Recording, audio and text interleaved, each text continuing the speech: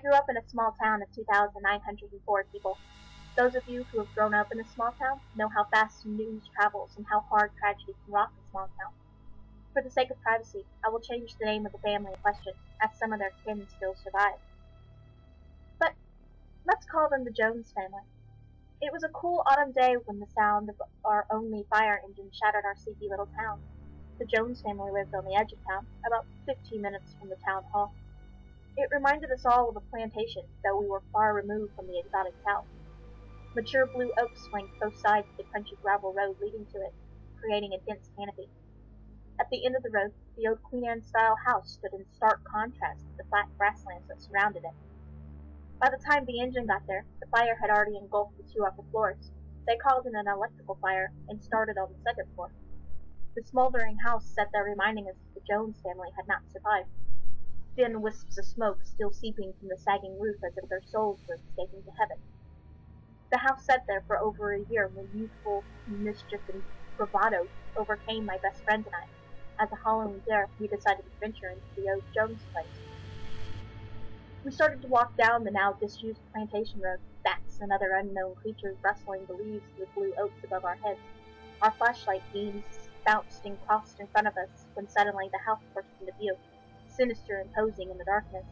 A bright full moon cast long angular shadows on the overgrown yard, and the house sagged under its own weight. We found the root cellar and pulled the doors open. Using a small piece of rope attached to the handle, we tied it off to a hook on the house. We started down the dirt steps. Instantly, we were gagged by the acrid stench of smoke. In our flashlight beams, black, ugly streaks of soot ran down the walls. The cellar was full of ruined bits of life, a rusted bicycle, a disused vacuum cleaner, and a workbench strewn with tools. We walked up the steps and entered into the kitchen. A pot was still on the stove, and several dishes were set upon the table, waiting for diners that would never arrive. The lower floor was largely undamaged, save for the sooty water streaks. We ventured further up into the house, up the stairs and into the fire-damaged area. The hallway housed melted picture frames, some of which held the ghostly visage of the Jones family. At the end of the hallway was a child's bedroom. It was completely destroyed. Nothing save the few scraps of fabric that survived the inferno. On the third floor, there were more haunting pictures, each one seeming to stare at us as we walked. A set of massive double doors stood at the end of the hall. This was the master bedroom. We worked the handle, but couldn't get it to budge despite the fire damage.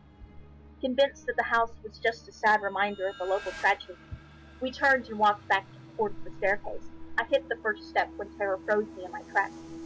The dead silence of the house was shattered by the slow and eerie creak of a long closed door slowly being opened.